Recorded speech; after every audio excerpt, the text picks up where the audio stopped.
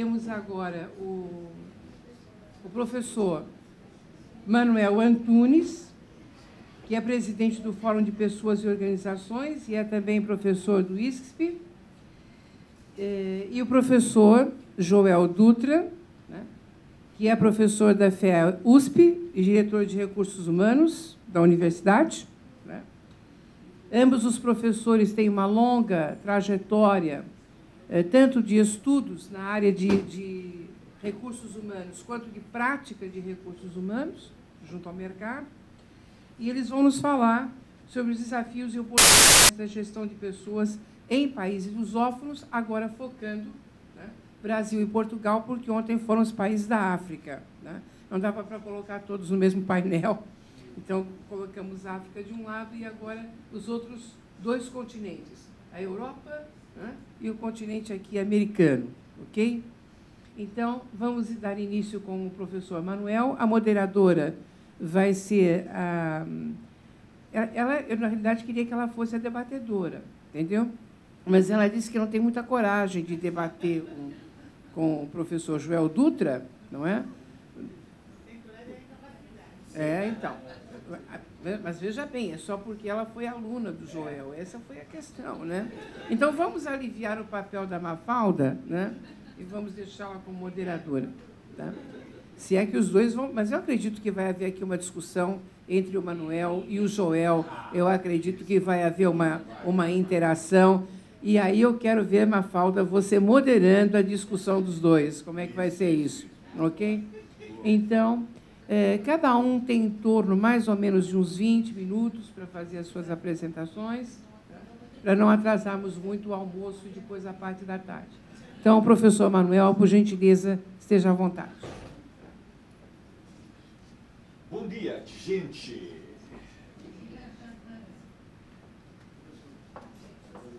Muito obrigado, Malu, pelo convite. Precisa do microfone. Pô, já não dá. Isso é sacanagem.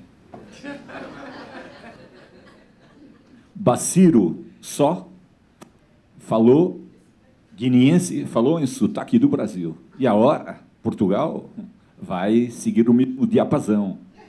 Ok? Bom, muito obrigado a Malu pelo convite. O prazer é nosso. Muito obrigado à Universidade de Mackenzie por receber-nos e por receber-nos tão bem, como tem ocorrido ao longo deste dia e meio. Muito obrigado também ao professor Manuel Meirinho, presidente do Instituto onde leciono, ao professor Miguel Pereira Lopes, coordenador dos cursos de Gestão de Recursos Humanos nessa mesma universidade e para o qual leciono, e à professora Patrícia Jardim da Palma, que, estando ali fora na conversa, não têm nenhum deles a oportunidade de verem e de comprovarem o quanto puxa-saco eu sou. Okay? Agradecer principalmente a vós o facto de terem a oportunidade de vir aqui até Portugal, esta gente das lusofonias, e estarem aqui a assistir a esta palestra. Àqueles que estão em casa, fundamentalmente porque hoje nós temos aqui grandes competidores. Ou seja, faria à partida mais sentido que vocês estivessem aqui, ou aqui, ou mesmo aqui. Mas escolheram ouvir-nos. Portanto, muito obrigado também por isso. Bom, falar aqui das questões relacionadas, desde logo, enfim, transmitir-vos, já disse a algumas pessoas, que eu estou ligado à lusofonia há cerca de 100 anos.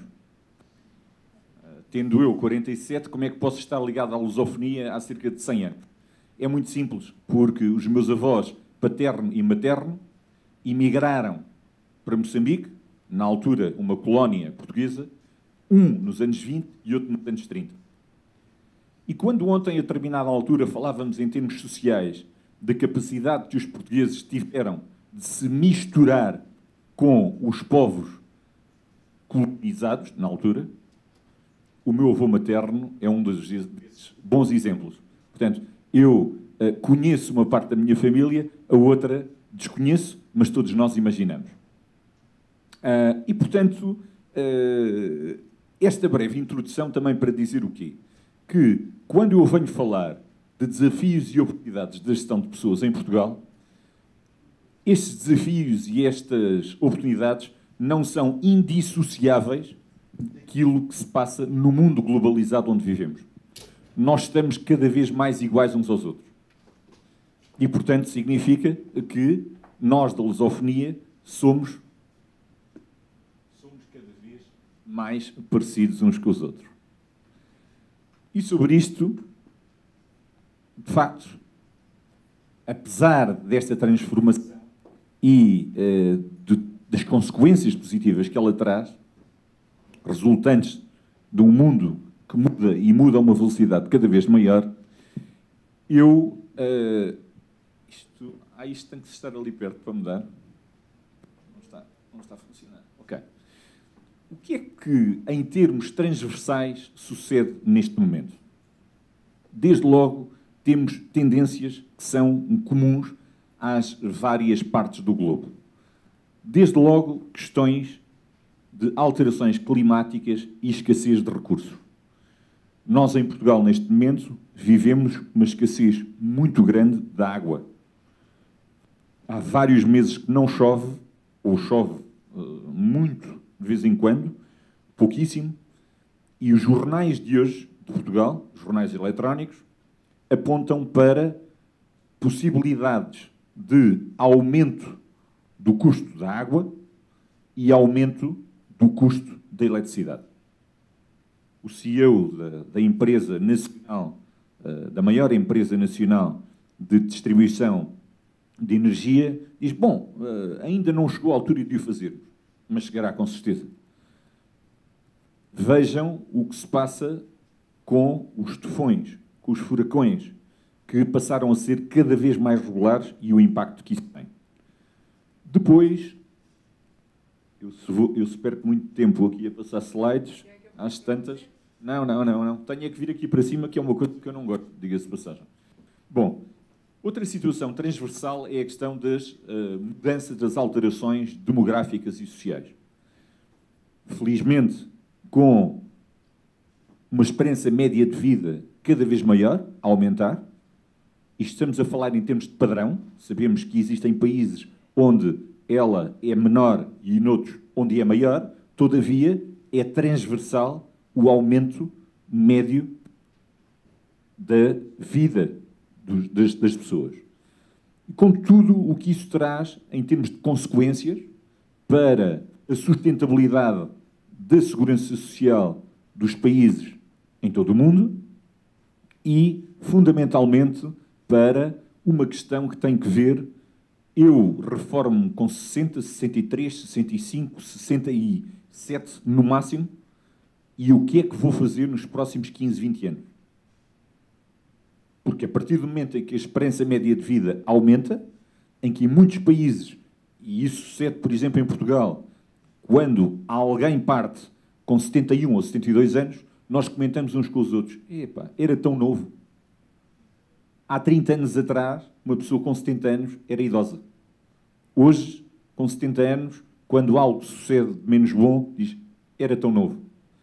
E, portanto, como é que nós podemos gerir toda esta complexidade do aumento da esperança média de vida, por um lado, e, por outro lado, em determinadas zonas do globo, especialmente na Europa, com uma taxa de natalidade cada vez menor. E Portugal é um exemplo concreto disso mesmo. Depois, constantes constrangimentos políticos. Nós até há 15, 20 anos atrás tínhamos constrangimentos políticos à escala mundial, mas eles não aconteciam com a regularidade com que sucede neste momento. Dou-vos dois exemplos muito concretos, recentes, da Europa e que impactaram com Portugal. E vão impactar, um deles vai impactar. Como a Europa esteve em suspenso com a possibilidade da Grécia sair da União Europeia. Estivemos ali umas semanas completamente em suspenso. Com as implicações que isso tem em termos económicos, questões bolsistas, etc, etc. Valorização ou desvalorização das organizações. E neste momento temos uma outra questão, que é a questão do Brexit. Ou seja, a saída do Reino Unido da União Europeia. União Europeia hoje 28 e que dentro de pouco tempo será uma União Europeia a 27. E esta saída tem implicações também, como disse, com Portugal. Dou-vos um exemplo concreto. Portugal tem neste momento milhares de técnicos qualificados de saúde a trabalharem no Reino Unido. E claramente esta saída vai impactar, porque a liberdade de circulação de pessoas, bens e mercadorias vai ser cerceada. Pode não ser na totalidade, mas haverá barreiras àquilo que é a naturalidade como as coisas funcionam neste momento. Isto para não falarmos do nosso amigo Donald Trump e que de vez em quando, com os tweets que faz, coloca-nos a todos também em suspenso. Mas isso não é só na Europa, é todo o mundo. Depois, o incremento acelerado da componente da urbanização, que é algo também transversal. Ainda há pouco nós vinhamos do hotel para cá, a pé, e falávamos precisamente daquilo que são megalópolis, como é o caso de São Paulo, e, por outro lado, zonas do território que estão desertificadas. Portugal é um exemplo concreto, com uma macrocefalia enorme no Grande Porto e na Grande Lisboa, algumas bolsas junto ao litoral e depois o interior do país totalmente desertificado, com todas as consequências que isso acarreta, como, por exemplo, e foi uma das causas, houve muitas mais, o impacto que causou no território, esse impacto o que provocou no abandono de terrenos, o abandono de terrenos que ficaram em condições que propiciam ou que propiciaram os focos que ocorreram neste verão em Portugal, que infelizmente, pela sua dimensão, foram bem noticiados em todo o mundo. Quer dizer, quando temos a CNN a abrir um jornal com os focos em Portugal, vocês vejam a dimensão do que sucedeu. Ainda ontem falava-se aqui no Pinhal de Leiria. O Pinhal de Leiria, histórico, Dom Dinis plantou o Pinhal de Leiria com um determinado objetivo que nós associamos sempre muito à expansão portuguesa, à construção naval. O Pinhal de Leiria ardeu em 80% há um mês e pouco atrás. Isto tem muito que ver, não no caso do Pinhal de Leiria, mas em outras regiões de Portugal, com a desertificação do interior. Depois, a deslocação do poder económico. Cada vez nós tínhamos o poder económico muito centralizado na América do Norte, Europa. A Europa, ao longo das últimas décadas, tem vindo a perder cada vez mais terreno. Tínhamos, em contrapartida, os Estados Unidos a ganhar poder nesse capítulo, mas apareceu aqui um outro player. E este player é de tal forma grande que vocês vejam o que aqui está representado. Vejam as empresas que mais valor têm de mercado neste momento. Essas empresas são nada mais, nada menos do que, entre as 20 maiores, estão 8 chinesas e 12 norte-americanas. Não temos uma única europeia entre as 20 maiores empresas mundiais. Portanto, isto ilustra bem o que aqui está retratado. E depois a questão dos avanços tecnológicos. Nós temos pizzas a serem entregues por drones, temos-nos a interagir com robôs como esta senhora que aqui está, que é Sophie, que foi apresentada recentemente em Portugal no último Web Summit, o maior evento de tecnologia e empreendedorismo do mundo, que pelo segundo ano consecutivo decorreu em Lisboa, e depois carros que não necessitam de nós para nada. Se for necessário, até vamos à pendura e conduzem-nos. Vejam também a evolução que estamos a ter. Nós somos qualquer coisa como 7,4 ou 7,5 já bilhões de habitantes nesta Terra e, neste momento, temos qualquer coisa como 50% de utilizadores de internet. 50% relativamente àquilo que são os habitantes da Terra. Mas não ficamos por aqui. Temos 37% que são utilizadores ativos de redes sociais. Temos qualquer coisa como 66% que são utilizadores de telemóveis ou de celulares, como dizem no Brasil. E aqui é celulares, não é? Ok. E temos 34% que são utilizadores de redes sociais através dos celulares. A penetração é brutal. Vejam no minuto, e portanto multipliquem sobre os minutos que eu já estou aqui a falar, a penetração que existem ao nível de tudo o que são redes sociais. 16 milhões de mensagens que são enviadas em um minuto. 900 mil logins ao Facebook. 4,1 vídeos que são vistos, 4,1 milhões de vídeos que são vistos no YouTube e 3,5 milhões de procuras no Google. Mas não foi só o mundo que mudou. Obviamente que, por consequência, as pessoas também mudaram. E mudaram, umas vezes para melhor, mas algumas vezes para algo de menos bom. Vejam, nomeadamente, as questões ergonómicas e o que se está a passar com todos nós. Reparem também como, e entrando aqui na perspectiva do trabalho, na perspectiva do emprego, o que nós temos neste momento em termos de recrutamento e seleção. As estratégias de recrutamento e seleção passam cada vez mais pela tecnologia, passam cada vez mais pelas redes sociais. Particular incidência para career page, para a utilização do LinkedIn, do job posting, inclusive já passou ao lado, já não são primeiras prioridades como eu aqui tenho descrito, a utilização do Facebook. Já não é uma primeira prioridade. Já vamos mais à frente. Questões de Search Engineering Operating, a mesma coisa. E, portanto, as empresas têm de se adaptar a isto. Uma outra questão importante que tem que ver precisamente com o fenómeno que referi há pouco do aumento da esperança média de vida, por consequência, o aumento da idade em que as pessoas, ou da idade até que as pessoas têm de estar a trabalhar, e por outro lado, nomeadamente em Portugal, o estreitar do número de anos em que as pessoas estão na universidade para tirar um curso. No meu tempo, nós tínhamos cursos no mínimo de 4 anos e outros que iam de 5 a 6. Hoje, os cursos, a primeira graduação vai até 3 anos. Portanto, se eles entram com 17, 18 anos, saem da faculdade com 20, 21 anos.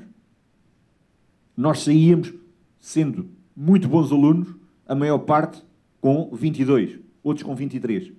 Ao que é que se assiste? Por um lado, gente a entrar no mercado de trabalho com estudos superiores com 20 anos e, por outro lado, com a obrigatoriedade imposta pelos governos de trabalharmos até mais tarde, pessoas a sair com 67 anos. Isto resulta em 4 gerações distintas a interagir nas organizações. São estas gerações que já... São estas gerações que todos nós conhecemos, não é? Os baby boomers, a geração X, a geração Y e a geração Z. E as diferenças que existem entre elas. Nós, enquanto gestores de pessoas, temos que ter uma flexibilidade, temos que ter uma adaptabilidade a esta realidade muitíssimo grande. Reparem, como gerir este tipo de situações. Uns que estão habituados a trabalhar a componente profissional e através de telefone. Outros utilizam o e-mail e a mensagem de texto. Outros, a mensagem de texto, mas já as redes sociais. E outros, neste momento, o que querem é tudo o que é mobile. É esta a forma de interagirem. Que aplicações é que nós fazemos ao nível do recrutamento e seleção? que aplicações a este nível é que nós fazemos ao nível da atração e retenção. Não estou a falar só, como é muito habitual em Portugal, atração e retenção de talento, liga-se atração e retenção de talento aos jovens. E existe talento em todas as gerações. E em todas as gerações nós temos que saber reter talento. E hoje a retenção do talento passa pela comunicação. E, portanto, nós temos que comunicar de diferentes formas com esta gente. São públicos distintos, mas todos a interagir nas mesmas organizações. Só 3 ou 4, informações. Para já, começando por esta boneca, que pôs aqui o chinês de olhos em bico. Entre 2016 e 2030, o recurso a robôs vai aumentar 2000%. A economia colaborativa vai crescer 3000% até 2030. E vocês vejam, economia colaborativa, mas o que é isso de economia colaborativa? É isto que aqui está. É a empresa fotográfica mais valiosa que temos no mundo, é o Instagram. A Uber é a companhia do mundo de táxis que não possui veículos, não tem viaturas. A Airbnb é o maior player de hospedagem do mundo. Não tem uma única cama deles. Não tem um único quarto que seja deles. Ao nível do varejo, como vocês dizem aqui, eu até me preocupei em ir buscar aqui algo que tem termos brasileiros. A Alibaba é o mais valioso varejista do mundo e não tem um único estoque. Não tem estoque. A questão da Netflix é o mais poderoso canal televisivo do mundo. Não tem, pura e simplesmente, cabos. Aproveita as estruturas de outros. E, por fim, o Facebook. Não cria um único conteúdo. Facebook. Somos nós que disponibilizamos conteúdos para o Facebook. E é o maior provedor de mídias à face do planeta. 1/4 da força de trabalho dos Estados Unidos em 2020 serão trabalhadores independentes. As pessoas desejam, nomeadamente estas novas gerações, o trabalho independente, o autoemprego, trabalharem temporariamente. Já começa a suceder em Portugal jovens a dizerem: eu não quero um contrato de trabalho a termo certo. Ou seja, eu não quero ser efetivo, eu não quero ser vinculado à empresa. Eu quero ter a liberdade de sair quando quiser, de ganhar experiências, de ter vivências, inclusive fora do meu país. E, como tal, não quero vínculos. 10% das maiores empresas dos Estados Unidos, em 2030, serão empresas virtuais. Nestas, menos de 10% dos trabalhadores estarão residentes. Nós vamos começar a assistir a espaços de trabalho como este que aqui está. Vazios. Hoje, em Portugal, nomeadamente em Lisboa, começa-se a assistir a empresas a saírem das suas infraestruturas e irem para espaços de cowork. Não se justifica terem os custos que têm. Vejam agora o que em qualquer coisa como 10 anos foi a evolução das empresas mais valiosas do mundo. Em 2006, nós tínhamos qualquer coisa como uma empresa da área do oil and energy a dominar o ranking. Tínhamos uma empresa ainda de conglomerados como a General Electric e só tínhamos uma empresa de tecnologia entre as maiores do mundo.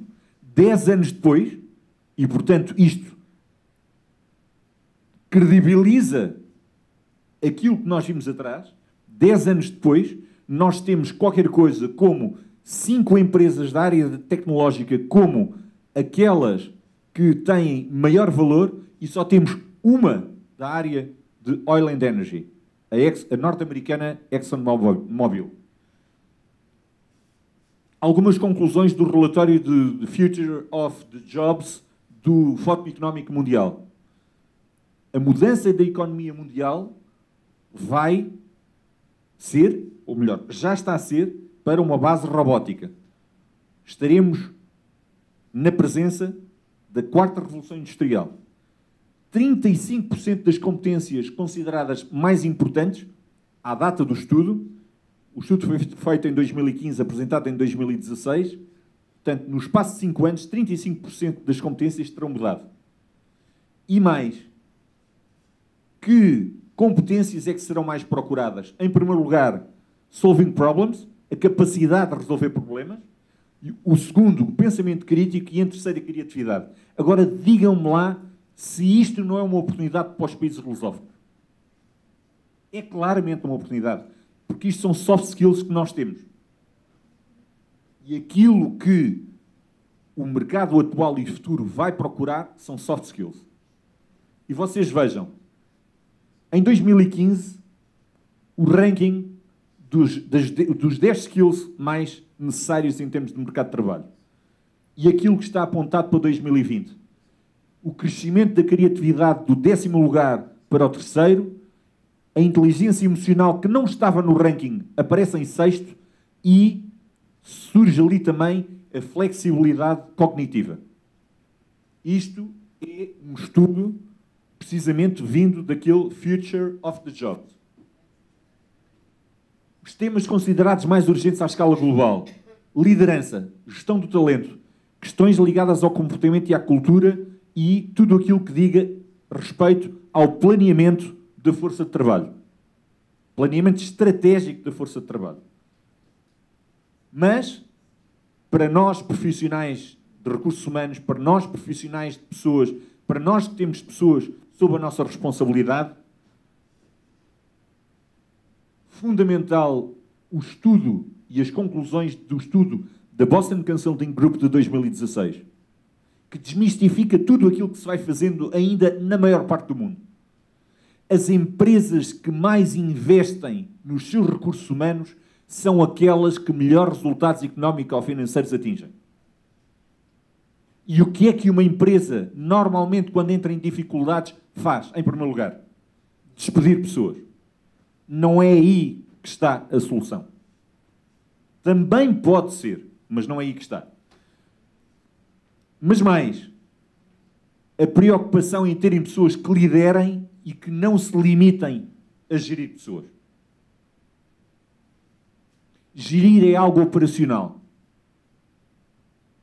Liderar é motivar. Liderar é, em última instância, inspirar. Fazer com que as pessoas nos sigam, enquadradas dentro daquilo que são os valores da empresa, dentro da estratégia organizacional. Desafios das lideranças.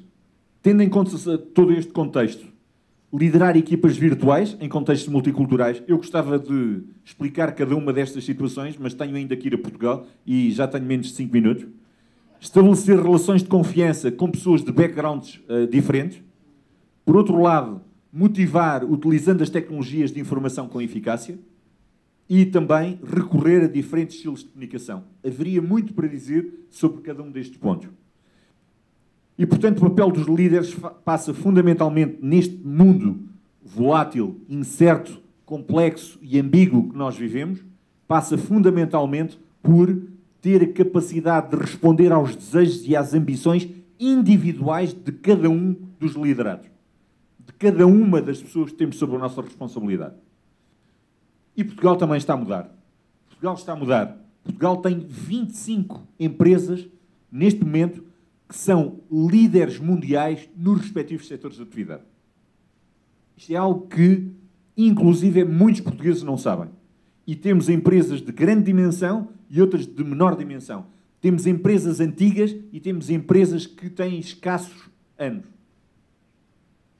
Nós, por exemplo, temos empresas que dominam, a nível mundial, o fabrico e comercialização de botões, de chávenas de café, de mochilas, de cadeiras para bicicletas ou de fatos de banho de competição. Quando vocês veem as Olimpíadas, nas últimas Olimpíadas, 90% dos fatos de competição eram feitos em Portugal por esta empresa chamada Petratex.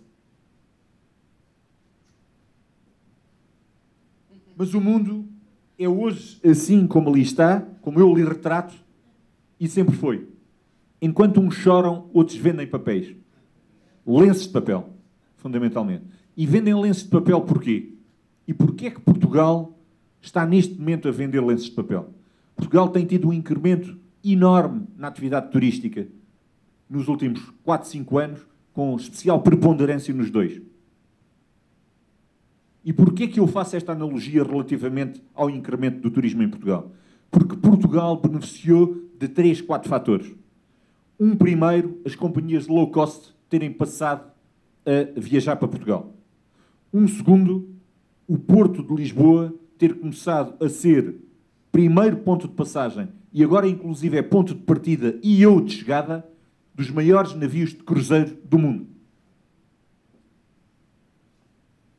Mas Portugal beneficiou principalmente do choro resultante das primaveras árabes, da insegurança gerada em destinos como Marrocos, Tunísia, Egito, Turquia, com o facto dos turistas não se reverem em muitas das ilhas gregas devido à imigração que aí aporta vinda da África e do Médio Oriente.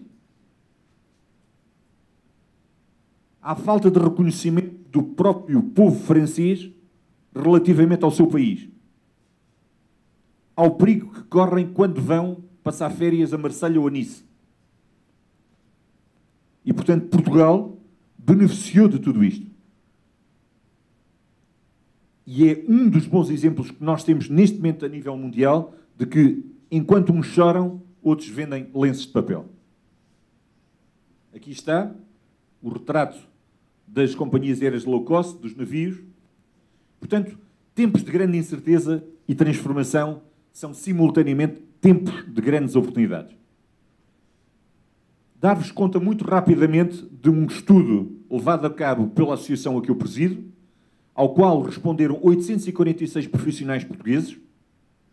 846 profissionais no Brasil não é nada. Em Portugal é muitíssimo, porque, como o professor Albino Lopes bem sabe, a professora Patrícia Jardim da Palma bem sabem, quando se lança um survey em Portugal, se houver 200 respondentes é bom.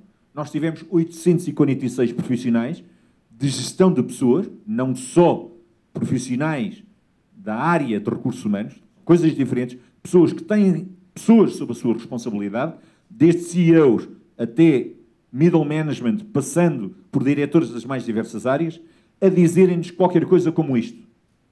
Nós perguntámos, ou pedimos-lhe para identificarem os principais desafios que se colocavam à gestão de pessoas entre 2017 e 2020. 4 anos.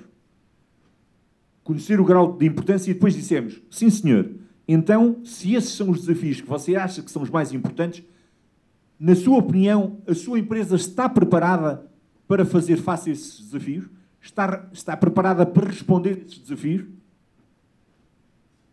Isto passou por uma série de fases que eu vou passar, estes são os desafios todos, e vejam só aqueles que foram considerados os de menor importância. Por um lado, desenvolvimento de competências digitais. Quando andamos a discutir estas temáticas das competências digitais e quando andamos em fóruns a falar da importância de tudo isto, as pessoas, quando são chamadas a pronunciar-se, dizem, bom, isso tem alguma importância, mas está longe de ser aquilo que mais me importa. Vejam também questões como, por exemplo, a situação da gestão do conhecimento, ou da responsabilidade social, ou da gestão da diversidade. Estes estão entre as 10 menores preocupações dos profissionais portugueses. As 10 maiores estão aqui, estão nas pessoas, estão nos soft skills. Primeiro, motivação das pessoas e das equipas. Quem é que aqui não se reconhece nisto? Que isto é uma grande problemática. Quem é que já não se sentiu desmotivado nas organizações?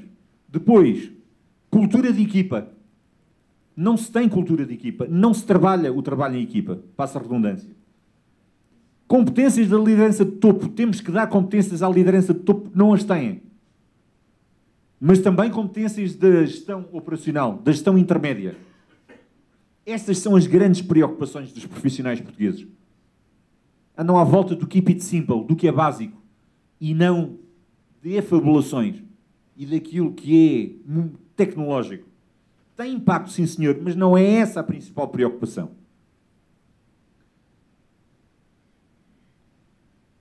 Grau de capacitação das organizações, ou seja, muito rapidamente, por falta de tempo, o que é que se comprovou? Pura e simplesmente que as organizações não estão capacitadas para fazer face a estes desafios. Tendências e perspectivas da gestão de recursos humanos em Portugal, muito rapidamente, e agora sim a terminar, um estudo da Stanton Chase, que é um parceiro também do Pessoas 2020, a tal associação a que eu presido e que a professora Patrícia Jardim da Palma faz o favor de ser vice-presidente, também do Conselho Fiscal, mas tendências e perspectivas. Agora, aqui sim, dos profissionais de recursos humanos. São os profissionais de recursos humanos a responder. Não os profissionais que têm pessoas sob a vossa responsabilidade. Então, o que é que eles disseram? Quais são as competências mais valorizadas por si na seleção de colaboradores? Em primeiro lugar, orientação para os clientes e resultados. Flexibilidade e resiliência. Competência técnica. Já viram a questão da orientação para os clientes e resultados? Continuamos a ter gente que está nas empresas e que pura e simplesmente vê o cliente como algo que tem que ser tratado pela área de vendas ou pela área comercial. Não pode ser. Inclusive, as áreas de recursos humanos, a função RH, tem que estar no negócio. As áreas nas quais os profissionais de RH sentem maiores dificuldades na gestão de pessoas. Novamente, conhecimento e orientação para o negócio. A questão do business partner. A gestão do employer branding. Conseguirmos fazer entender, inclusive a alguns líderes organizacionais, que é importante tratar bem as pessoas. Porque a pessoa hoje está lá dentro, amanhã não está, e, portanto, vai ou não vai comprar o nosso produto ou o nosso serviço. Vai ou não vai dizer bem do nosso produto ou do serviço. Quem é que de nós nunca ouviu um colaborador de uma determinada empresa falar-nos mal dessa própria empresa? Neste momento está-se a passar isso em Portugal, na área das telecomunicações, a questão da Altice. Mel. Os professores sabem o que se está a passar neste momento. Depois, a gestão dos processos de mudança organizacional. Quais vão ser as áreas mais importantes para um gestor de recursos humanos no futuro próximo? Atração e recrutamento do talento adequado. Não é talento jovem. Andamos todos a falar de talento e a pensar em jovens. O talento não é, volto a repetir, há talento em todas as faixas etárias. A comunicação interna, alinhamento e compromisso das pessoas com os objetivos. Como é que isto se consegue? Com líderes e não com decisores. Com líderes e não com chefias. Porque o líder é que consegue alinhamento e consegue compromisso por parte dos colaboradores. Um chefe nunca consegue isto. Criação, reforço de uma cultura que contribua para o negócio. Quais as ferramentas mais importantes para um gestor de recursos humanos num futuro próximo? Mais uma vez, conhecimento e orientação para o negócio. Employer branding, gestão dos processos. Ou seja, repete-se, mais importantes para um gestor no futuro próximo, que ferramentas, que áreas. Áreas e ferramentas, coincidem. Não é nenhum engano, as respostas são as mesmas. E agora, para terminar, principais fatores para o desenvolvimento da carreira profissional de um gestor de RH. De um gestor de recursos humanos, ou seja, eles próprios a responderem o que vai ser mais importante para as respectivas carreiras no futuro. Capacidade de liderança, comunicação e influência, desenvolvimento das competências de gestão, reforço das competências de coaching e mentoring. Quais os principais desafios a nível global? Emergência de novos modelos de trabalho baseados na flexibilidade e na conectividade tecnológica. Ou seja, como é que nós vamos gerir estas ferramentas todas que temos à nossa disposição? A escassez de talentos em determinadas áreas. Nós, em Portugal, não temos gente para as componentes de IT, de informática. Temos milhares, não é exagero, não são centenas, temos milhares de postos de trabalho por preencher porque não temos gente nesta componente. A entrada de novas gerações e a gestão multigeracional do trabalho. A mesma coisa, aquilo que falámos no início. Qual a importância dada à gestão do capital humano nas organizações portuguesas nos últimos 5 anos? 75% é cada vez mais importante, 16% manteve o seu nível de importância, 7% já é o fator mais importante. Como é considerado Portugal enquanto país para trabalhar? 52% bom, 41% razoável, 5% excelente. E porquê? Segurança do país, qualidade de vida, cultura da hospitalidade. Quais as principais características do gestor português? Dedicação, resiliência, flexibilidade e orientação para a mudança. Estamos aí porque é disto que o futuro vai necessitar.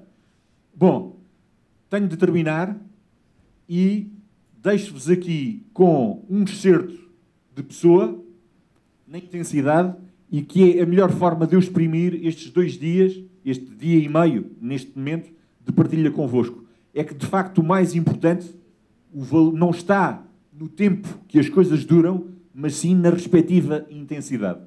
E, por isso, existem momentos inesquecíveis, coisas inexplicáveis e, fundamentalmente, como vós, pessoas incomparáveis. Obrigado.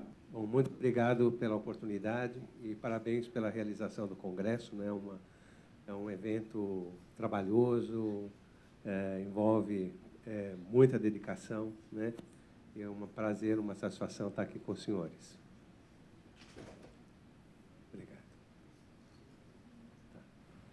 Então, o objetivo aqui é falar de desafios e oportunidades da gestão de pessoas no Brasil e tentar estimular o desafio, a reflexão sobre desafios e oportunidades, né? Então, eu queria falar primeiro de alguns desafios que a gente está observando já no presente. Nós realizamos aqui no Brasil uma pesquisa que é as melhores empresas para se trabalhar desde 2006, e nós publicamos essa pesquisa em uma revista de grande circulação aqui no Brasil, especializada em carreira, né? E nessa pesquisa nós procuramos capturar a percepção das pessoas em relação às suas organizações e fazemos essa pesquisa desde 2006. E desde 2006 nós perguntamos para as pessoas o que é uma boa empresa para se trabalhar. Até 2009, as pessoas nos diziam, uma boa empresa para se trabalhar é onde eu aprendo, onde eu me desenvolvo, mas a partir de 2010, as pessoas começaram a nos dizer que uma boa empresa para se trabalhar é onde eu me sinto satisfeito e motivado. Nossa hipótese é que isso se deve a uma transformação no mercado de trabalho brasileiro. De 78 a 2005, o mercado brasileiro foi ofertante. Eu tinha uma oferta de mão de obra maior que a demanda. A partir de 2006, isso se inverte. Eu começo a ter uma demanda por pessoas maior do que a oferta, né? Isso provavelmente impactou no humor das pessoas. Nós também observamos, a partir de 2009, um maior rigor das pessoas na avaliação das suas organizações, mesmo essas organizações aprimorando a gestão de pessoas. Então, a nossa hipótese também é que as pessoas foram se tornando mais exigentes na relação com a organização, embora isso tenha sido arrefecido em termos de números por conta do desemprego no Brasil. Então, a gente vai vendo aqui deixa eu pôr mais para frente. O IQAT é um índice de qualidade do ambiente de trabalho, é a nota que as pessoas dão para suas organizações, né? E fazendo um comparativo com a taxa de desemprego, né? 7,9, 8, 7,2, então uma taxa baixa.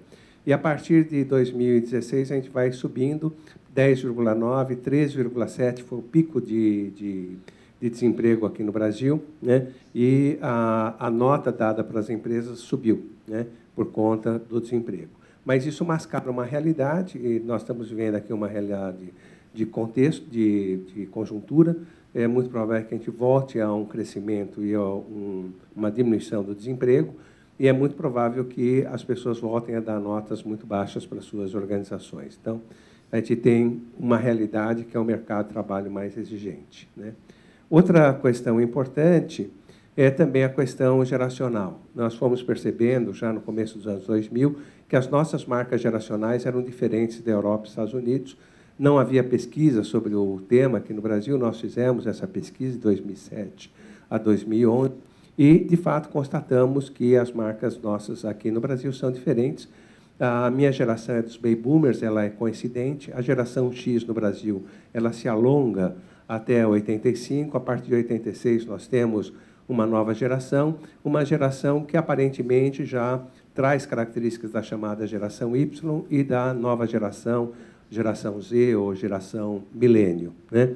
Essa geração nova, ela entrou no mercado com formação de terceiro grau em 2009 e 2010. E também nós tivemos a oportunidade de acompanhar a entrada dessa geração no mercado de trabalho, através de uma pesquisa que também começamos em 2009 e 2010, que é as melhores empresas para se começar a carreira. Nós queríamos observar a entrada desse jovem. Nós, esse ano, 2017, fizemos a 7ª edição dessa pesquisa, né? Estamos feito todo ano. E o que nós observamos? Nós observamos as organizações absolutamente despreparadas para receber esses jovens, né? Um primeiro momento, as organizações demonizaram esses jovens, né? Dizendo que esses jovens eram malcriados, né? Incompetentes, não se envolviam, não se comprometiam, né? E, na verdade, eles não são assim, né? Mas por conta da diferença. A diferença foi tão marcante que a tendência foi de desqualificar esses jovens. Nós temos perguntado, desde então, o que o trabalho significa para esses jovens, e o trabalho significa para esses jovens uma fonte de prazer e satisfação, né? Então, aí nós começamos a ter um embate geracional. Aqui no Brasil, a minha geração foi educada num ambiente muito autoritário, em casa, na escola, no trabalho. Não foi assim que nós educamos nossos filhos. Então, a geração X, ela nasce aqui no Brasil num ambiente mais aberto, porém num ambiente muito competitivo. E essa geração entra no mercado de trabalho, um mercado difícil da década de 90. Então, é uma geração competitiva e ciosa dos seus espaços. E entra agora uma nova geração que não tem isso como um valor, né? Então, aí a gente vai vendo esses embates geracionais. Muita gente nos dizia que esses jovens eram instáveis, eles entravam saindo das organizações. E nós começamos a perguntar para eles quanto tempo eles querem ficar na organização. Observamos o seguinte: mais de 50% querem ficar mais de 5 anos, né? Porém, na média, eles ficam 2. Então, a gente vai vendo uma incompetência das nossas organizações, particularmente da liderança, como o professor Manuel bem colocou, né? De lidar com essa nova geração, lidar com esses jovens, né? Nós observamos também que quanto mais o jovem se sente valorizado na organização, mais tempo ele quer ficar. Olhando para o futuro, nós temos uma particularidade demográfica que só vemos exemplos semelhantes em alguns países da América Latina. Nós temos um boom de nascimentos de 70 a 85. Né? Se nós pegarmos agora em 2020, a cabeça dessa onda está com 50 anos e a rabeira, né, dessa onda com 55, mas o fato é que nós temos uma população jovem muito ampla no Brasil. Por isso, no Brasil, nós valorizamos muito o jovem, né? Também aconteceu um outro fenômeno no Brasil. Essa geração X, no final da década de 90, começou a assumir posições de liderança, e as nossas organizações ficaram num dilema entre preservar as pessoas mais maduras e perder os jovens, ou tirar as pessoas mais maduras e dar espaço para os jovens. Então, a partir do final dos anos 90, a minha geração começou a ser aposentada precocemente. Eu diria para os senhores que, no final dos anos 90, início dos anos 2000, uma pessoa com mais de 50 anos já começava a ter dificuldades em circular no mercado de trabalho. Muitas organizações colocaram como um target de aposentadoria 60 anos. Né? E eu posso dizer para os senhores, por experiência própria, que existe vida após os 60. Não é? Tá certo? Né? Então, a minha geração aqui no Brasil ficou muito indignada com esse tipo de situação, mas, claro, a gente tem que dar espaço realmente para as pessoas mais jovens. Mas o que vai acontecer no futuro é que, olhando para 2030, e aqui uma projeção do nosso Instituto de Estudos Estatísticas de Geografia, que é o IBGE, nós vamos ter uma redução de nascimentos, fenômeno como foi também trazido da Europa, praticamente em Portugal. E o que vai acontecer é que os jovens, quando chegarem na minha idade, não vão ter reposição. Então, é muito provável que os jovens fiquem mais tempo nas organizações, exatamente por não termos reposição no mercado de trabalho. Aqui só uma projeção: em 2060, 1/3 da nossa população vai estar com mais de 60 anos. E aqui, só para os senhores perceberem como essa onda, aqui é a projeção do IBGE, vejam como essa onda ela vai caminhando aqui no Brasil. A partir dos anos 90, também, nós começamos a fazer uma pesquisa constatando que os ciclos de carreira estão cada vez mais curtos. O que é um ciclo de carreira?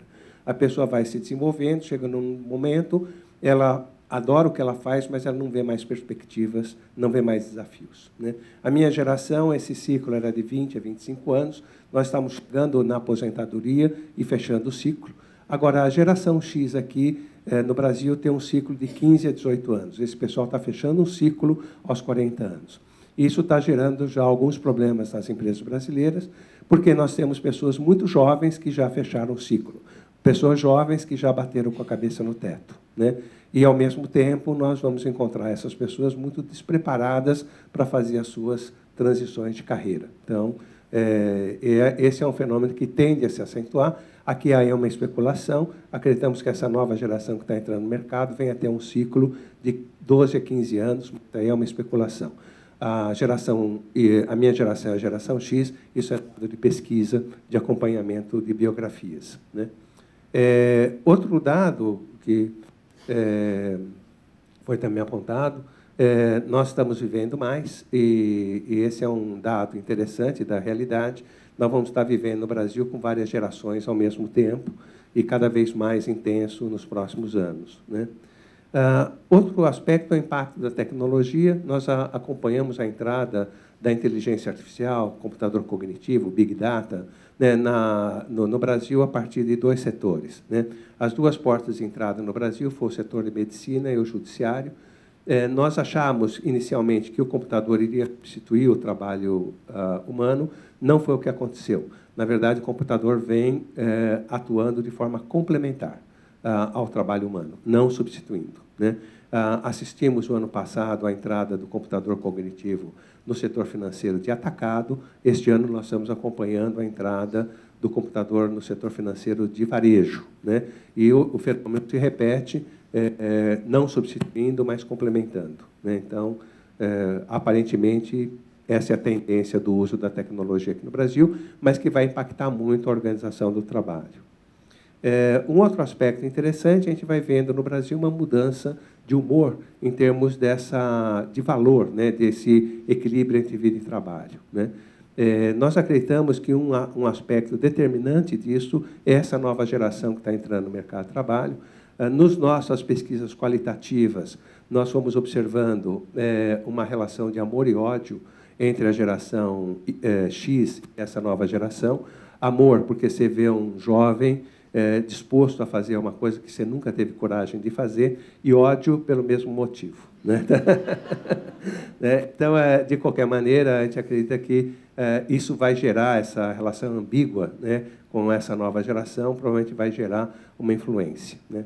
Eu queria fazer um depoimento aqui, porque eu vivi a entrada da geração X no mercado de trabalho, isso no final dos anos 80, início dos anos 90, e, claro, nós ficamos muito preocupados, né, com a entrada dessa geração, e nós apelidávamos essa geração maldosamente de geração tia, né? Porque, quando eu era jovem, garoto, nós chamávamos os nossos professores de senhor, senhora, ficávamos de em pé quando eles chegavam e entravam na sala de aula, e as minhas filhas já chamavam seus professores de tio, tia, com uma intimidade, uma informalidade incrível. E essa geração tia estava entrando no mercado de trabalho querendo ter prazer em trabalhar, que para nós era um absurdo, né, ter prazer em trabalhar, né? E achávamos que essa geração não ia vestir a camisa, não ia se comprometer.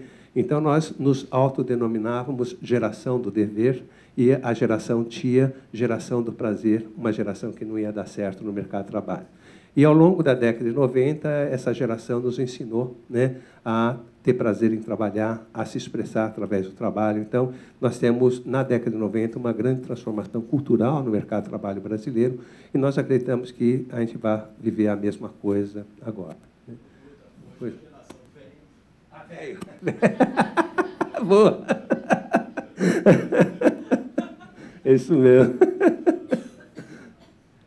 Então, pegando assim grandes tendências, né, a gente vai observar, todos os meus colegas da economia acreditam numa retomada econômica do Brasil. Há uma divergência em termos de intensidade, mas que haverá uma retomada. Nós temos um problema sério de escassez de mão de obra, então, provavelmente, nós vamos repetir as dificuldades que tivemos de 2010 a 2014, em termos de atração, de retenção de pessoas. A liderança vai ter um papel muito importante nesse processo. Nós temos um acirramento da competição, né, dentro do Brasil, um movimento crescente de internacionalização das nossas organizações, pessoas mais exigentes e maior diversidade etária, né? Então, nós vamos ter que ter pessoas mais preparadas para lidar com maior complexidade, maior efetividade, lidar mais com a diversidade e os impactos na organização do trabalho.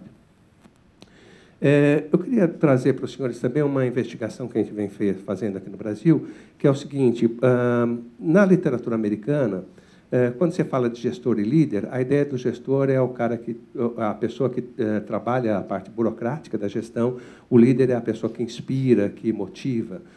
Nós achamos essa definição um pouco funcional, né, para nós entendermos a nossa realidade, e nós fomos desenvolvendo uma outra caracterização. Para nós, o gestor é a pessoa que gerencia recursos escassos dentro da organização, né? Portanto, para nós, o gestor é a pessoa que está na arena política da organização, né? Eu posso ter um líder, né, ele lidera pessoas, mas não está na arena política. Isso é muito comum em lideranças técnicas, lideranças operacionais, né? E nós observamos que, quando a pessoa vem para a arena política da organização, ela vive uma transição de identidade profissional, né? Nós observamos que, normalmente, a pessoa, ao desenvolver uma trajetória profissional, ela desenvolve uma identidade profissional, e, quando ela vem para a carreira gerencial, né, ou vem para a arena política da organização, ela tem que fazer uma transição de identidade. A transição de identidade implica num estresse psicológico muito grande. Alguns teóricos dizem que é semelhante a uma separação conjugal, né? Eu já vivi 2 transições de carreira, mas nunca vivi uma separação conjugal, então não posso dizer para os senhores, né? Mas, se a separação conjugal dói tanto quanto dói uma transição de carreira, eu não quero me separar, né? Porque dói muito, dói muito. E nós observamos, então, que, à medida que as pessoas vão para a posição de gestão ou entram na arena política, elas têm aí uma transição de carreira, e que a maior parte das pessoas não estão preparadas para isso, a maior parte das organizações também não estão preparadas para isso. Observamos também que a falta de adaptação à arena política não é uma questão de capacidade, e sim uma questão de valor, né? Tem pessoas que não valorizam a arena política, até entendem a arena política como algo sujo, como algo imundo, né? Como politicagem, né? E não entendendo as relações. Também nós observamos que, na maior parte das vezes, a pessoa que vai para a posição gerencial, ela é expropriada daquilo que ela ama fazer, né? Ou seja, eu amo fazer o que eu faço, né? E agora eu vou ser gestor, eu vou deixar de fazer aquilo que eu amo que faço, né? Que eu amo fazer, e vou ter que gerenciar uma pessoa que vai fazer o que eu amo fazer, né? Tá certo?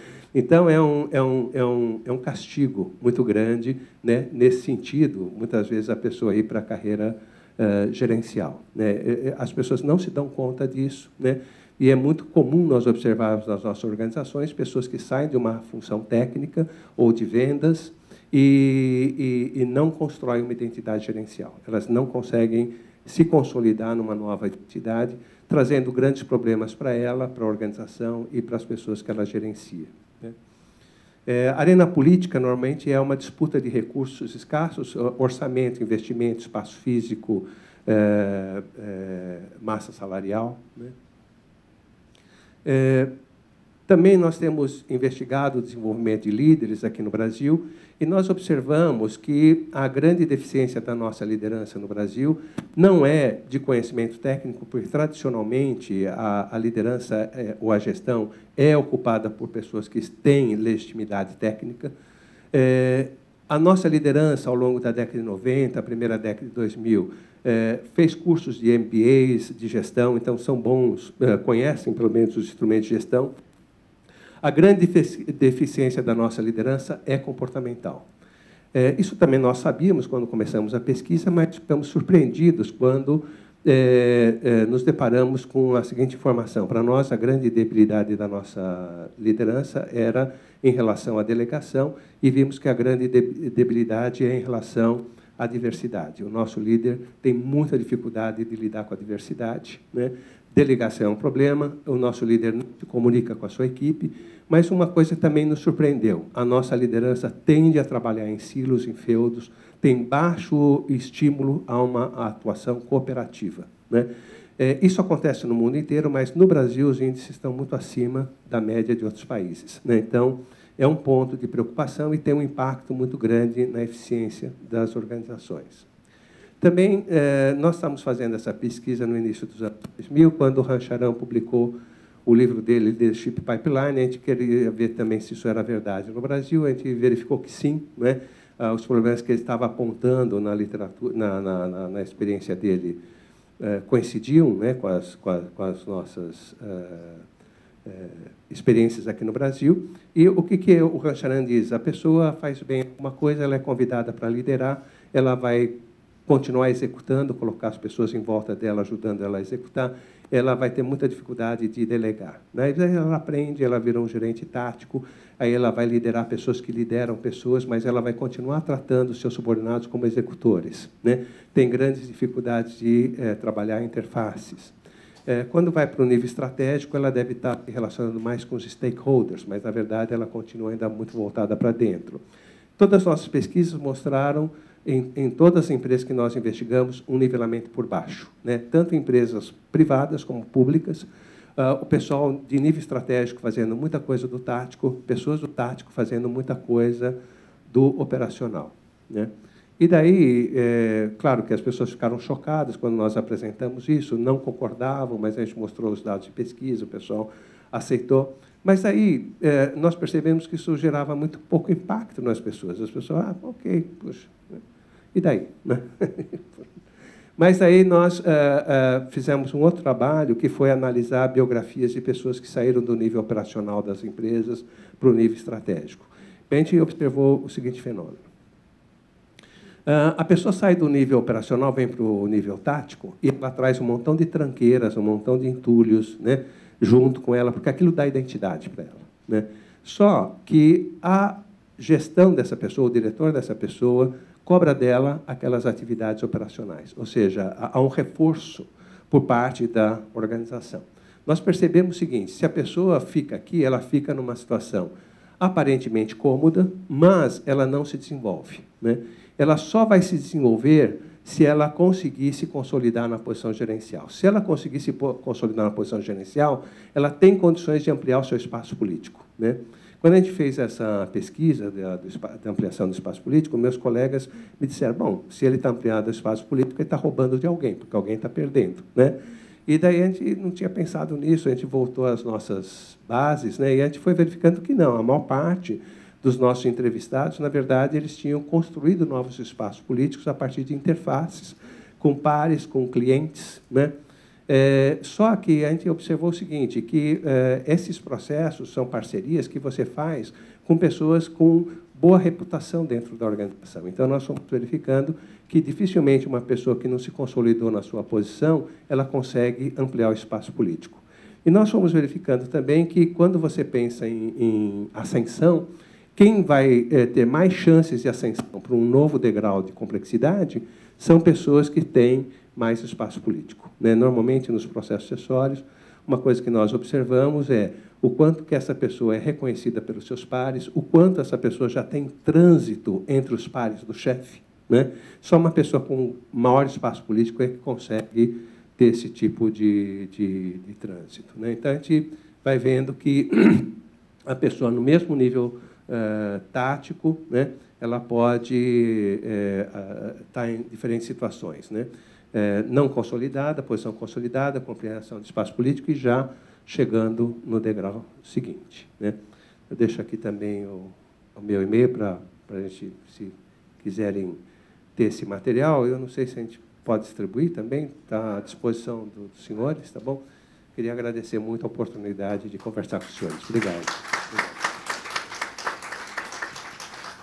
Eu queria começar por dizer que a Malu me colocou, como se diz aqui, sinuca de bico, passa a expressão, porque tenho do meu lado esquerdo um mestre, né, que é o professor Joel Dutra, que foi meu professor, que conhece muito bem estes aspectos de recursos humanos, carreira, e aprendi muito ao longo do tempo com que tive o privilégio de ser estudante. Por outro lado, tenho aqui o meu conterrâneo, não é? Que nasceu em Moçambique, e temos em comum a língua, né? Que é o que nos une, que estamos aqui, estamos todos aqui. Eu tomei uma série de notas, isto foram 2 verdadeiras aulas muito ricas, mas o tempo não me vai deixar sequer fazer um resumo sobre isto. Bom,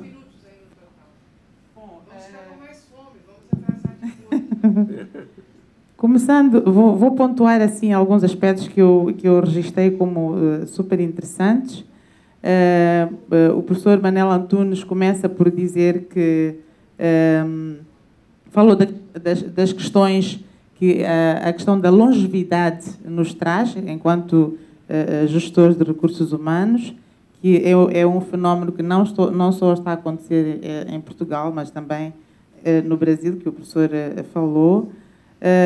Falou da questão do aumento da urbanização, que acontece também em Moçambique, e este aumento da urbanização é feito de uma forma não muito bem organizada. Então, isto acaba afetando também o trabalho, os postos de trabalho, a forma como os gestores de recursos humanos devem atuar. Falou sobre as implicações do aumento da tecnologia. Do professor Antunes, eu entendi que a tecnologia traz ou requer cada vez menos a intervenção humana. Já não entendi da mesma forma no caso do Brasil, porque o professor Joel diz que, bom, embora nós utilizemos e haja uma mudança na forma como nós trabalhamos, quando se introduz a tecnologia, os computadores, não quer dizer isto que a intervenção humana deixa de ser, pelo menos ao nível que eu tinha entendido do professor Antunes. Portanto, isto é um aspecto que eu já coloco como um dos aspectos que eu gostaria que comentassem. Depois, falou o professor Antunes dos aspectos da comunicação, que o líder deve comunicar mais com os seus, portanto, liderados, não é? E aqui surge uma preocupação, eu também já coloco como pergunta, esta mudança que há pelo facto de nós deixarmos de exigir cada vez mais pessoas e termos estas gerações que querem trabalhar mais de forma independente e fora dos postos de trabalho e cada vez mais isoladamente, entra em contradição, a meu ver, pessoal, com aquilo que é a essência do ser humano, que é um ser essencialmente social. Como é que nós vemos isto? Como é que isto se trata? E que implicações é que isto vai ter no futuro, ou o que é que já tem, eventualmente, na atualidade? Bom, tem várias coisas. Vou falar também num aspecto que me preocupa a mim como gestora de recursos humanos, que é o planejamento da força de trabalho nas nossas organizações. Nós muitas vezes trabalhamos e não temos um plano estratégico de desenvolvimento das carreiras e dos recursos humanos e, no caso particular de Moçambique, especialmente na minha universidade, este é um assunto que nos preocupa muito. Portanto, nós temos o entendimento, e na minha apresentação de ontem eu já referi e dei ênfase a este aspecto. Investir em recursos humanos é, sem dúvida, o caminho, não é? Ou um dos caminhos para que nós possamos ter resultados e sucessos nas nossas organizações. Portanto, aqui o professor Joel falou, realçou este aspecto. Depois falou nesta questão que eu considero também fundamental, que liderar é cuidar, acho que os dois falaram sobre isto, liderar é cuidar das pessoas, dos liderados. Uma coisa é ser gerente, que é considerado um aspecto político, não foi o que o professor disse, e outra coisa é ser líder. Portanto, quando se passa de um ponto para o outro, ou de uma área para outra, há uma agressão no indivíduo. Não tinha pensado nisso nunca, mas depois, quando estava a ouvir o professor falar, eu achei que, de facto, é um aspecto a considerar, que eu gostaria que se comentasse, porque eu acho que estou em duas, tenho um pé de um lado e outro do outro. Como gestora de recursos humanos, eu estou, portanto, na administração, mas também estou na carreira docente e gosto muito mais de ser docente do que ser gestora de recursos humanos, embora dê o meu melhor para fazer bem dos dois lados.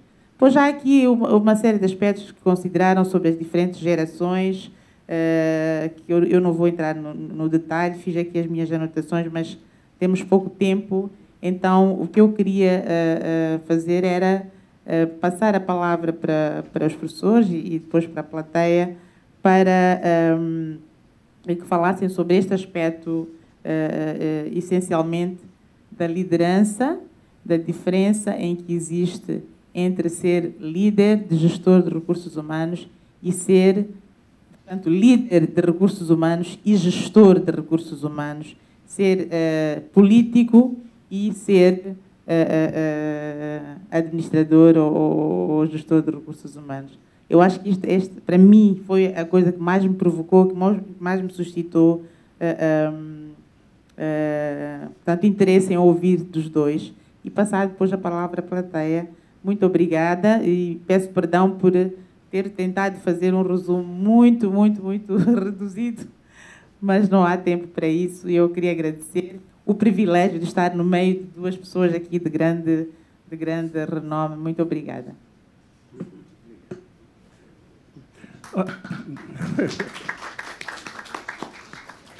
Bom, o que a gente foi percebendo, a liderança, ela não é só uma liderança da pessoa em relação à sua equipe, mas é a necessidade de você ter uma liderança em relação aos seus pares, uma liderança em relação aos seus chefes, né? Então, é nesse sentido. Agora, a arena política é um espaço de disputa de recursos, então, implica em a pessoa ter flexibilidade, ter empatia, conseguir desenvolver parcerias, né? E essa é uma habilidade que, às vezes, a pessoa não desenvolve tão fortemente quando está numa atividade mais técnica, não é? E, de repente, isso é muito demandado da pessoa. Eu me lembro que, quando eu assumi pela primeira vez uma posição gerencial, tinha dias que eu saía da empresa e falava, puxa, hoje eu não fiz nada, eu fiquei o dia inteiro em reunião, né? Como se isso não fosse agregação de valor, como se isso não fosse realmente importante. Então, é uma outra dinâmica de trabalho. Agora, nós observamos nas nossas pesquisas que as organizações, elas toleram uma pessoa que é um bom gestor, ou seja, transita bem na arena política, e é um mau líder, né? Isso também é um grande problema, porque ele é um bom gestor, ele tem o reconhecimento dos seus pares, mas ele é um carrasco na relação com a sua equipe. E isso não resulta também em problemas de eficiência da organização, de mobilização, de motivação das pessoas. E, claro, a empresa vai pagar um preço por isso. Eu acho que o desafio da organização é você conseguir identificar pessoas que tenham condições de ser um bom gestor e, ao mesmo tempo, um bom líder, né, na relação com a sua equipe, né? Normalmente, as pessoas estão muito despreparadas, né? A gente brinca aqui, a gente usa uma analogia, né? Você pega um bom técnico, põe na jaula do leão. Se o leão comer, você fala, olha, eu dei oportunidade, a pessoa que não soube aproveitar, né? Se o leão não comer, aí eu tenho um bom gerente. Então, a gente vê muitas organizações realmente jogando as pessoas aos leões, né?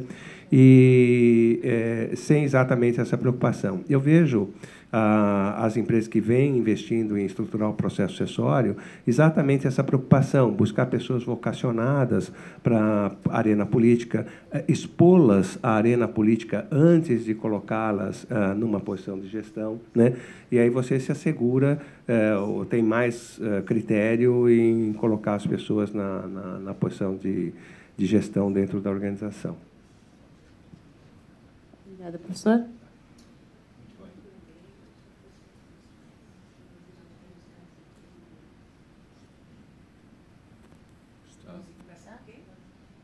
Bom, começando pela observação inicial, eu não considero que seja requerida cada vez menos a intervenção humana, pelo contrário. Aquilo que eu considero é que existirá uma deslocalização de necessidades de competências. O que é que eu quero dizer com isto? O que é que isto significa? Significa que nós passamos a ter líderes que, mais do que estarem envolvidos em competências, em de alguma forma gerir as suas equipas de trabalho, passamos a ter líderes mais disponíveis para motivar, para envolver, para fazer crescer os seus liderados e para inspirá-los. Ou seja, o tempo que eles despendem na atualidade e no passado, muito com questões de gestão, muito com questões operacionais, vão ter a oportunidade de, face aos recursos que têm em termos tecnológicos, e também à própria mudança daquilo que são estas gerações que estão no mercado de trabalho, porque lhes dão essas possibilidades, outros porque os obrigam a funcionar assim, a terem que trabalhar estas 4 skills com mais disponibilidade para as mesmas. Portanto, este é um primeiro ponto. Depois, um segundo ponto, que eu não tive a oportunidade de desenvolver, tem a ver com quem faz, quem executa, quem leva a cabo a liderança. Eu considero que já na atualidade, e cada vez mais no futuro, a liderança não pode ser individual. A liderança tem que ser uma liderança partilhada. O que é que isto significa? Significa que não existe uma liderança a solo, mas sim uma liderança conjunta. A liderança é feita por uma equipa e não por um indivíduo em termos pessoais, em termos individuais. E, portanto, isto são 2 tónicas que eu gostava de deixar. Portanto, transposição de competências ao nível dos líderes. Além disso, a liderança versus o gestor político, quando eu referi a questão do gestor, tem a ver com o facto do gestor centrar-se muito naquilo que é o desenvolvimento técnico, o desenvolvimento do negócio da empresa. E o líder tem, obviamente, que se preocupar com isso, mas tem, basicamente, de preocupar-se em ter pessoas com os perfis adequados às necessidades da empresa e que essas pessoas, com o evoluir dos tempos, não percam as competências necessárias para que as respectivas organizações se mantenham competitivas no mercado em que atuam.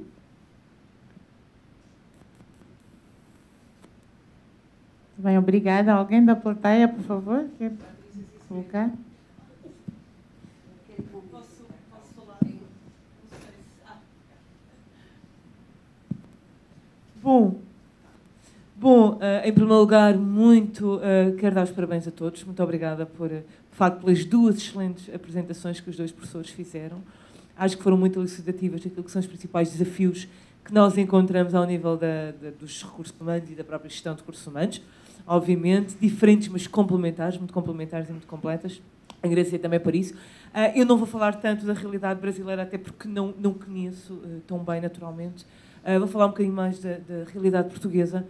Eu gostaria de fazer aqui um comentário / desafio e ouvir também o professor Manuel neste ponto, mas também gostaria de ouvir, naturalmente, o professor Dutra, porque não sei se também não é um problema que aflige aqui o Brasil, que é, nós, de facto, ambos identificaram a este nível que realmente a liderança é uma questão fundamental, muito mais do que a gestão, que é muito mais operacional. De facto, a liderança, a capacidade para inspirar, para motivar, para influenciar as pessoas é, de facto, fundamental. Claro, cada vez mais, quando nós olhamos às novas gerações que aí vêm, portanto, os millennials, que já estão claramente a laborar, mas a própria geração Z, a própria geração Alpha, que já nasceu depois de 2010, portanto, ainda é muito pequenina, mas que também começa e que tem, precisamente, também partilha desta associação com as gerações anteriores também, que a precedem, em que realmente a capacidade de liderança é fundamental, até porque esta questão da hierarquia, de respeitar os mais velhos, portanto, é algo que é diferente nestas gerações, portanto, há uma maior, não diria desrespeito, mas há uma maior dificuldade em gerir a questão hierárquica e a questão da liderança, nomeadamente nestas gerações, e a questão da gestão e dos conflitos com as gerações precedentes, como os baby boomers e os próprios construtores, portanto, ainda mais antigos. Portanto, tendo em conta esse ponto, não é, das gerações, e tendo em conta também a questão da revolução tecnológica, que também é claramente um ponto que vem aqui tornar a liderança tão importante, a minha questão é, a liderança continua a ser fundamental. Mas, se nós olharmos, por exemplo, em Portugal, e eu falo até por experiência própria, o que eu mais tenho feito em termos práticos nas organizações é desenvolver líderes. Portanto, tudo o que nós mais fazemos, e há estudos e estatísticas que mostram que nós, em Portugal, aquilo que as empresas, e aqui falo principalmente do setor privado, mas também do setor público, aquilo que mais faz em matéria de formação, sendo que a formação é das áreas onde mais se intervém, em matéria de formação, o que mais faz de longe é a formação em liderança. O que é que está a falhar? Ou seja, como é que nós formamos tanto, trabalhamos tanto a liderança, procuramos tanto trabalhar o processo de liderança, procuramos tanto formar líderes, e afinal, há anos, portanto, isto não é uma questão recente, eu assim que acabei a licenciatura, que já lá vão muitos, há alguns anos, seguramente quase 20, portanto, tenho trabalhado muito essa questão, nunca parei. O que é que se passa? Porquê é que a liderança continua a ser um problema? Eu tenho uma ideia muito própria sobre isso e respondo de forma telegráfica. A questão é que nós formamos, nós treinamos competências. No entanto, não nos preocupamos em alterar comportamentos. Do que serve um colaborador, do que serve um gestor, do que serve um decisor, e eu chamo de decisor porque se porventura tiver características de desfia, não é um líder, do que serve treinar, formar as pessoas em termos de competências técnicas ou mesmo competências comportamentais, se depois esses comportamentos não são alterados em contexto laboral. Esse é que é o problema. A formação por si só não basta. À formação tem que ser dado um determinado seguimento. E é isso que falha em Portugal, e é isso que falha, pelo menos nos países da lusofonia que eu conheço relativamente bem. Existem outras problemáticas, mas esta é uma delas. Uma outra questão importante. Portugal, como sabes, tem um tecido empresarial composto por 90% de pequenas e médias empresas. Empresas essas que são, como falámos ontem, lideradas por quem é acionista e, simultaneamente, é gestor. Não têm qualquer tipo de preparação ao nível do desenvolvimento de carreiras, que referiu há pouco, e muito menos pensam naquilo que se chama planos sucessórios. Quer para eles, quer para os principais diretivos dessas empresas. Portugal, eu já falei nisto várias vezes, e uma vez quase que fui xingado em direto na rádio, porque referi aquilo que é uma realidade, está estudado. Os gestores das pequenas e médias empresas portuguesas lideram um ranking dos gestores com menos competências na União Europeia. São 28º lugar em 28 países. E, portanto, como é que se pretende que as empresas portuguesas sejam produtivas se, porventura, têm à frente das mesmas quem não tem competências? Nós não podemos gerar produtividade nas organizações se não tivermos quem organize convenientemente o trabalho, quem o planifique convenientemente e, volto à receita inicial, quem não tenha habilidades para motivar, para envolver, para fazer crescer e para inspirar as pessoas. As pessoas nos dias que correm, isso independentemente da geração que estejamos a falar, porque nós catalogamos as gerações, mas é verdade que nós temos neste momento baby boomers, geração X, nós temos ambições iguais às dos miúdos, como nós dizemos em Portugal, aos rapazes e de raparigas, dos moços das gerações Y e Z. Nós queremos a compatibilização da vida profissional com a pessoal, o work-life balance. Nós hoje já ambicionamos isso. Há 20 anos atrás eu não ambicionava tanto. Nós já começamos a perceber que, e enquanto gestores, enquanto líderes, não só temos de perceber, como também de sensibilizar e dar condições para que as pessoas que trabalham connosco o consigam fazer, de equilibrar uma coisa com outra, de poderem ter bem-estar nas organizações, aquilo que se falou ao início da manhã.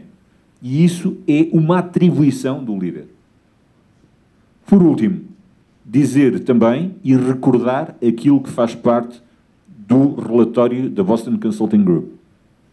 É um mito que o gestor e o líder tenha que se preocupar com resultados somente. A partir do momento em que as empresas que melhores resultados económicos ou financeiros apresentam a nível mundial, isto é um estudo que foi feito em 152 países, em 2015, apontou, volto a repetir, para que aquelas que mais investem nos seus recursos humanos foram aquelas que melhores resultados económicos ou financeiros atingiram. E, portanto, enquanto gente do comportamento organizacional e da gestão de pessoas, nós temos que passar esta mensagem até à exaustão. As empresas que mais apostam, está estudado cientificamente, as empresas que mais apostam, que mais investem nas suas pessoas, são aquelas que melhores resultados económicos ou financeiros atingem. E estamos a falar de grandes empresas mundiais. Não só, mas também grandes empresas mundiais. Eu vou passar já ao professor Joel, mas eu, em jeito de provocação, queria perguntar... Desculpa? Não, é que a senhora está... Sim, sim. Ah, tá bom, então eu passo para si, desculpa. Só em jeito de provocação, pegando naquilo que o professor falou sobre a arena política e a gestão, como é que se forma um líder? Formam-se líderes? Isso é uma discussão que já vem de anos. Como é que se forma um líder? Isto é o que eu queria, mas eu vou... Tem alguém na plateia? Por favor.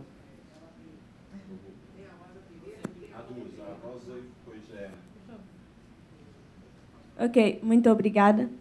Eu gostava só de comentar também a apresentação, fazer um comentário, porque me identifiquei muito com a apresentação do professor Dutra, quando falou da questão das gerações, de gerações diferentes no mesmo local de trabalho.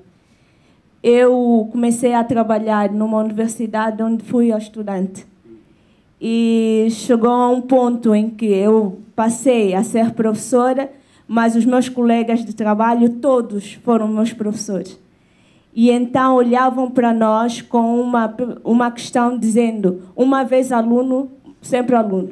Quer dizer que não tem a voz, nem tem a possibilidade de falar nada.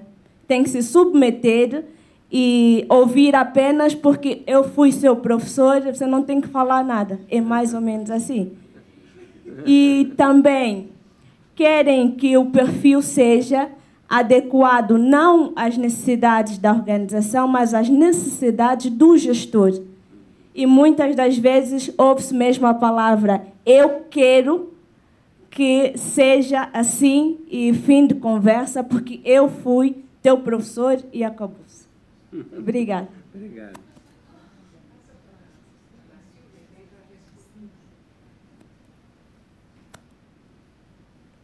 Eu queria só fazer uma pergunta que eu acho que tem ligação com tudo que foi comentado até agora. Professor, como é que se faz para se transformar esses recursos escassos em abundantes? Considerando a esfera política, porque eu acho que a resposta vai por aí, né? Os recursos sempre vão ser escassos, né? Em termos de massa salarial, você nunca vai ter dinheiro para aumentar todo mundo que merece, né? Em termos de espaço físico, você vai crescendo normalmente mais do que você pode em termos físicos. Então, você vai sempre correndo atrás. Comportamentais? Afetivos, emocionais, de envolvimento? Sim, mas normalmente, quer dizer, a arena política é porque você tem que gerenciar recursos escassos, eles sempre vão ser escassos. Então, a arena política ela sempre vai existir nesse sentido de de disputa. Isso no nível tático, né? Quando a gente vai para o nível estratégico, é um outro tipo de disputa, né? A disputa na relação com stakeholders, de desenvolvimento da organização, de pressão também dos acionistas sobre o nível estratégico da organização, né? E aí, emendando talvez as questões todas, a gente observa que o grosso das nossas organizações aqui no Brasil ainda valorizam a pessoa que obtém resultado, a qualquer preço ou a qualquer custo, né?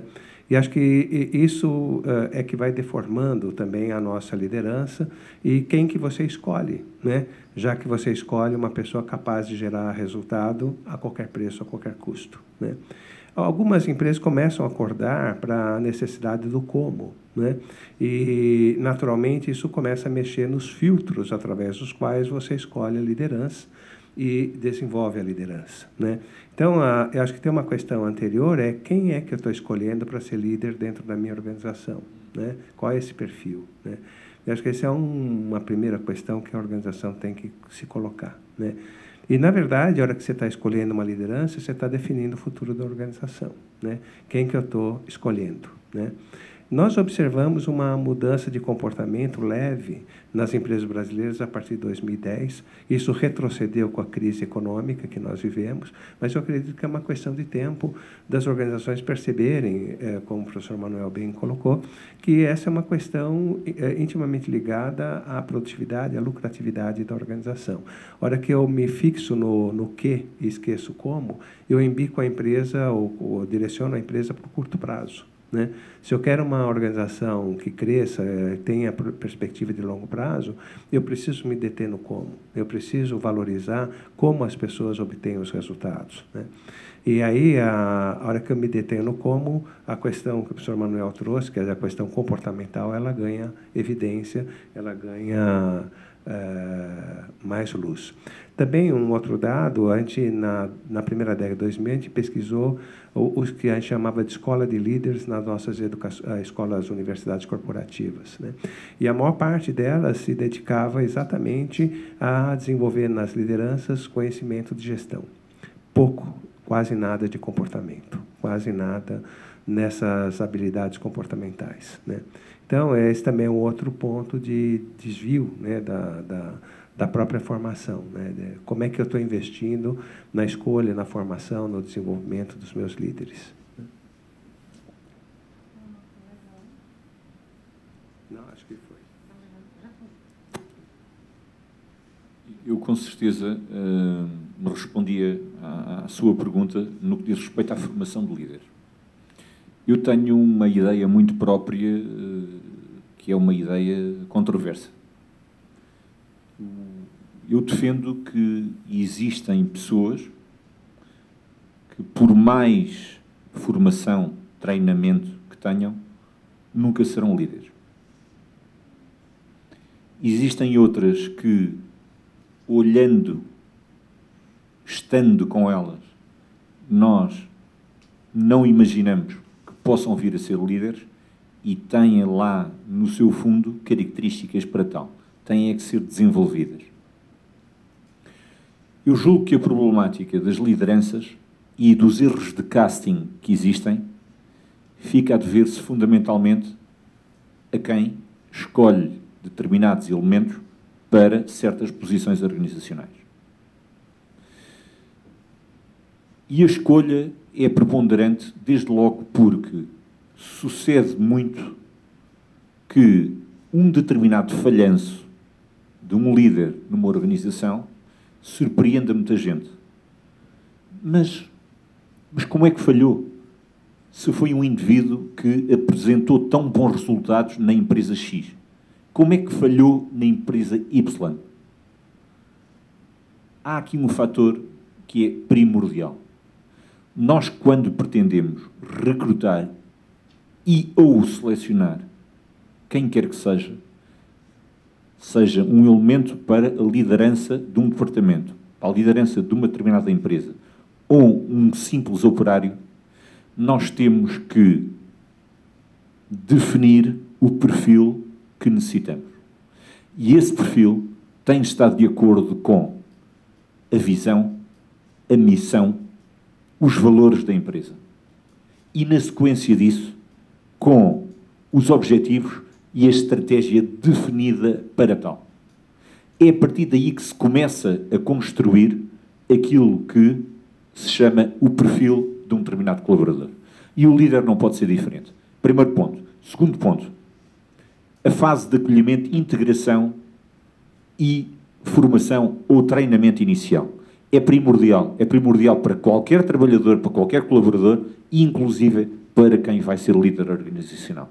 E as empresas, recorrentemente, são displicentes nesse trabalho de enquadramento do colaborador na organização. Portanto, estes são os primeiros ingredientes para que as coisas não funcionem. E é a primeira formação que se deve ter. Mas depois há mais. Depois, nós temos que mudar o paradigma do treinamento. E o treinamento tem que ser cada vez mais vivencial e experiencial. O treinamento tem que ser cada vez mais on the job. Se nós continuarmos a querer ter gente adequada às necessidades das organizações, a serem treinados em sala, única e simplesmente, as coisas, pura e simplesmente, não resultam. É fundamental alterarmos comportamentos, como referi há pouco. A alteração de comportamentos não se faz dentro de 4 paredes, nos modelos tradicionais. E nós continuamos a insistir nesse sentido. Portanto, para resumir, dizer que, sim, é possível formar líderes, mas é preciso formar líderes que nós vejamos antecipadamente que têm condições para sê-lo. É fundamental assessments de líderes. E os assessments de líderes não podem ser feitos só quando a necessidade chega. Nós temos que ter uma planificação de sucessão nas empresas. As empresas, maioritariamente, não fazem sucessão. Não planificam carreiras. E depois queixam-se de que as coisas não resultam.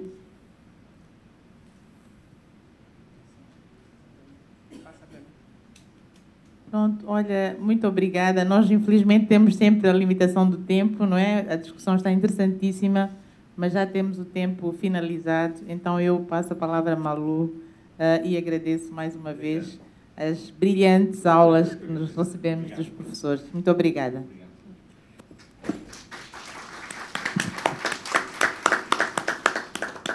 Eu quero agradecer imensamente, né, por esse momento, por essa oportunidade, né, de ouvir vocês, pela moderação da Mafalda, né, que saiu agora, né, aqui ela se vendo de um patamar para outro patamar, foi realmente gratificante. E eu só quero fazer um comentário, que é o seguinte: essa questão de mudança de comportamento dentro das organizações não é só em relação ao líder. O quanto se gasta em dinheiro de formação jogado absolutamente fora. Tá? E o Manuel traz um ponto que bate perfeitamente com as pesquisas que a gente desenvolve. Eu falei para vocês que eu trabalho com valores. E eu trabalho com valores enquanto tipos motivacionais. Né? Não são valores, crenças normativas, né? Mas enquanto tipos motivacionais. O que acontece? Há tipos motivacionais que têm potencial para desenvolvimento de liderança. E há tipos, são perfis. Né? Há perfis de tipos motivacionais, né, que é uma hierarquia, né, que não tem potencial, ou tem um baixíssimo potencial, melhor dizendo, para não ser radical, para desenvolvimento de liderança. Assim como para outros trabalhos. Né? São os perfis que vão nos ajudar nisso. Esse é um ponto. E nós, dentro das organizações, não conhecemos, os poucos trabalhos que foram desenvolvidos, os poucos não, até se falou muito de valores em empresas, mas com os valores que ficam dependurados na porta, tá certo? E depois não tem coerência com as práticas organizacionais, não há coerência nenhuma, ok? Ou então, vamos fazer recrutamento e seleção por valores, mas ninguém sabe o que está fazendo de fato. Né? Vai lá e não sabe fazer, não conhece qual é a adequação de uma coisa dos valores com os comportamentos que se precisa ter dentro das organizações. Então, a gente tem uma falta de base aqui, e já há várias teorias e de anos que explicam o comportamento. Tá? Então, nós temos falta desse conhecimento. E a outra coisa é que não adianta ter só o potencial para se desenvolver a liderança. Como colocou o Manuel, por que sai de uma organização, vai para outra e não tem sucesso na outra organização? E não é só na outra organização. Você falou no perfil, na seleção, está alinhado com as estratégias, os objetivos, a visão, missão, etc. Tá? Ocorre que nós temos a realidade, né, da equipe em que esse profissional vai trabalhar. Tá? Tem um alinhamento coletivo dessa equipe com esse perfil. Com esse perfil de visão, missão, visão, objetivos, etc. Tá? Se não houver o alinhamento ali, você pode trazer alguém que está alinhado com a visão, missão, objetivos, estratégia, resultado da história, na equipe não vai funcionar porque é a equipe que não está alinhada. Tá? Então, essas coisas são coisas que nós precisamos trabalhar em maior profundidade se quisermos desenvolver liderança. Gente, olha, temos que mudar o horário. A gente está avisando o pessoal que está participando online. Espero que eles estejam assistindo. Nós também vamos mandar e-mail para o pessoal para dizer que recomeçamos às 2h, né, com as apresentações de trabalho lá no prédio 45, né, conforme está na programação, né, e às 4h voltamos para cá para termos o fórum de empreendedorismo, onde vai estar a professora Patrícia, vai estar o Anderson, o professor Anderson, que agora não estou vendo aqui, e depois, finalmente, o grande ápice desse evento saiu. Ah, não me diga. Ah, não, desculpa. É porque a Adelaide pediu que o Anderson a substituísse, então ele não vai substituir. Obrigada pela informação. Ah, tá bom. Ah, então é isso. Porque a Adelaide mandou um e-mail para mim avisando isso. Então vai ser você com Alexandre Nabil. Tá certo? Os dois que vão participar. E depois, finalmente, a reunião de encerramento, né, que tenho a impressão que vai ser o ápice desse congresso, fechando as discussões, fechando e abrindo as discussões todas que nós temos levado aqui e a possibilidade de construção de uma rede de comunidades epistêmicas, como propôs o presidente do ISCSP. Tá? Gente, muito obrigada. Tá? Professor Albino, hoje ainda não o cumprimentei devidamente. Hein? Quero registrar a sua presença.